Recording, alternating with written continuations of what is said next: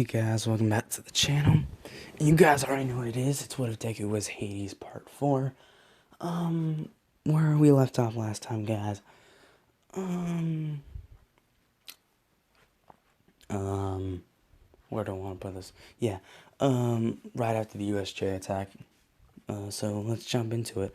So, what happens at the sports festival. So, one day in class, Deku, no, Aizawa. Why I say, ugh. I'm mixing up here. Aizawa comes in, explains that they're gonna have a sports festival.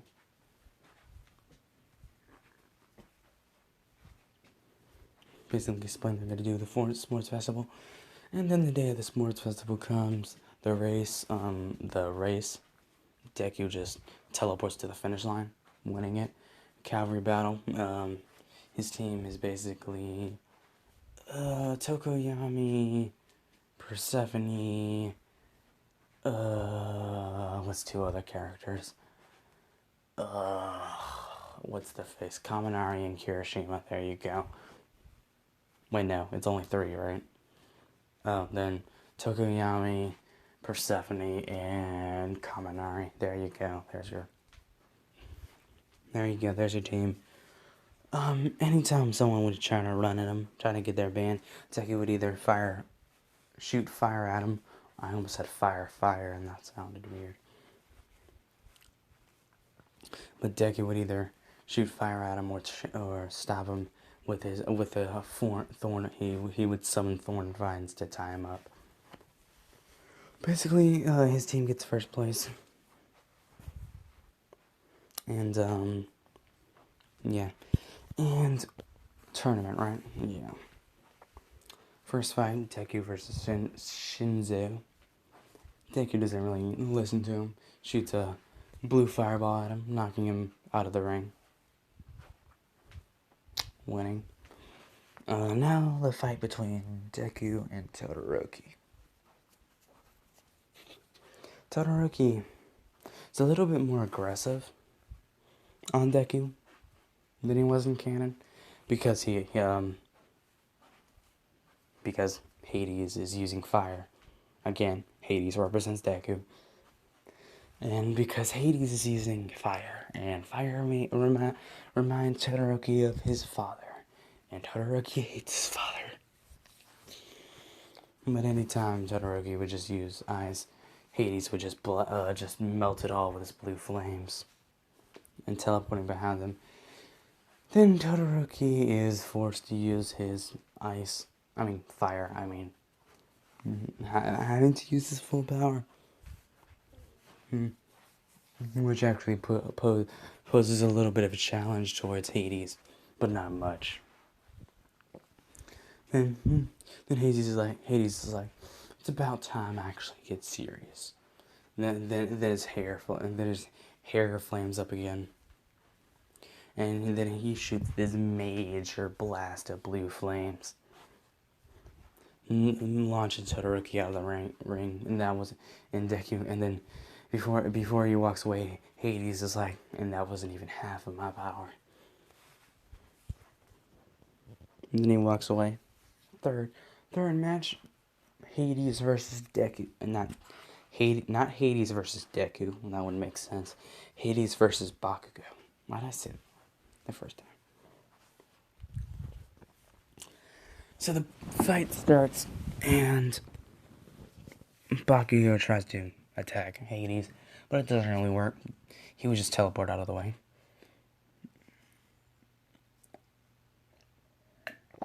That's the good stuff. But yeah. Yeah, he would just keep trying to explode him, but it's not working. Then Hades is trying to restrain him with his thorn vines, trying to hold him down. But anytime he would get him on Bakugo just explode him. And then what's his face? Bakugo is about to use his Hauser impact on Deku. On Deku. But before that, he's like, I'm done playing games. His hair flames up. His eyes glow blue. He raises his arm. He raises his hand. In this major, and I mean major, wave of blue fire just collides with Bakugo's explosion, sending a giant shockwave throughout the area. But Bakugo is sent flying from the impact and out of the ring.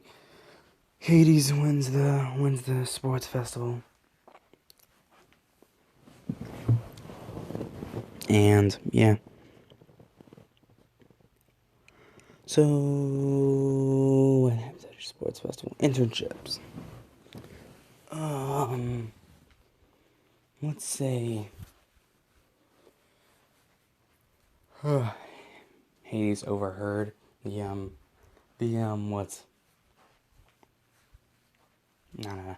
Let's say he's in the underworld one day, and he's heard a lot of chitter chatter, a lot of chitter chatter about from some of the souls that there's this new killer running around in the mortal realm. He's called the Stain, the hero killer, and then he strokes his chin. He's like,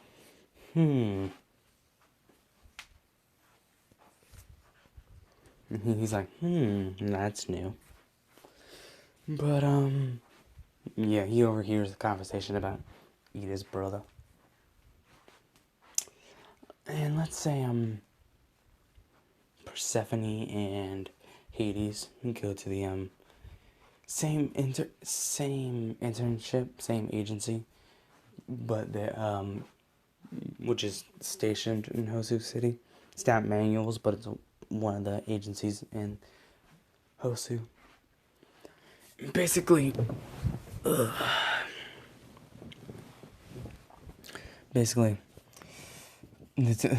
hero that's there, that's supposed to teach him, he's like, see, I can't really do anything teach you guys anything. Yeah. So he's like, just go do whatever, just don't get in trouble. So Hades and Persephone, they're like just chilling on a building. And let's say Persephone does get like cut somehow, just by like randomly. Let's say she just falls and like gets cut randomly. I don't know, plot. But Hades picks her up to see if she's okay, and then he sees her blood. It's red. God's blood are supposed to be gold, and God's blood, not God, God's plural, as in the Greek gods' blood, is supposed to be golden once they've reached their full potential, as in they've reached their full capabilities of their full power of their capabilities. But red means they haven't reached that. And Hades takes this opportunity to advantage to get to know Persephone more.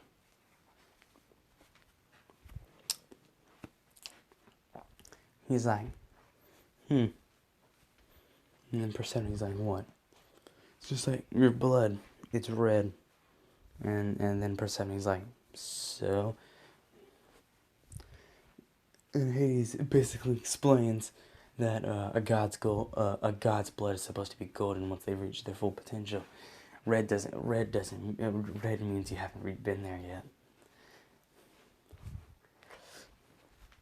And basically, Persephone explains how her mother would never truly work with her abilities, like train her abilities. She would her mother would never let her train her abilities and try to get really good at them. For some reason. Then Hades he strokes his chin. He's like, I could probably help with that. And Persephone's like, what? He reaches out his hand and he summons this book. It's a book full of tips, abilities, and spells, basically. It's basically a whole book about nature magic and agriculture magic. Basically, all the stuff that Persephone can do and basically all the ways Persephone could get great with her court and with her abilities is in this book. And then she's like, he hands her the book. This should help. Before the incident, Persephone takes a quick glance over it. And Hades hesitate. Why can't I say the word? Hesitatively says, "Do you want to do? Does she want to stay with him in his palace in the underworld?" And he's like, "I know you don't like being up on Olympus, with all the with all the parties Zeus throws. I know you don't like it there. I know you don't. You don't like being around these drunken adults not having a good time. I know you don't. I saw you at the party the other day, the other evening. I could seriously tell you were not having a good time. So, do you want to stay with me in the underworld in my palace?" And Persephone's like, "Sure." She accepts basically Deku makes a choice for Persephone. Hades makes a choice for Persephone. Either she stays with him in the underworld in his palace, and he helps her reach her true potential, or she can stay up on Mount.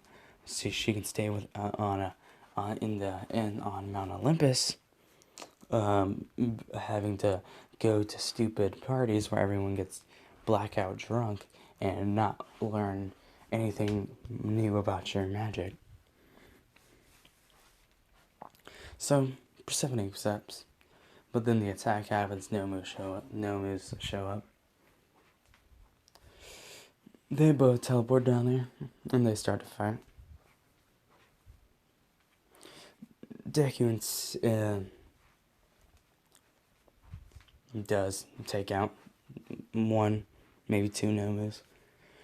But he's running down the street, and he looks into an alleyway, and he sees Ida about to have a sword go through his skull. Then Hades shoots a fireball at him, knocking the sword out of his hand. Then they begin to fight. Hades trying to restrain Stain with his thorn vines. But every time he would get one on him, Stain would just cut him. Just cut the vine. But then he does. Then Hades does land a solid fireball on Stain, knocking him out, and then tying him up with the thorn vines. He drags Stain behind him, and he carries the two. He carries Ida and the other pro hero there out of the alleyway. Pros show up, and Deku gets most of the credit. And that's it for internships. So that's going to be it for this part, guys. Make sure to like, subscribe, and I'll see you guys in the next part. Peace.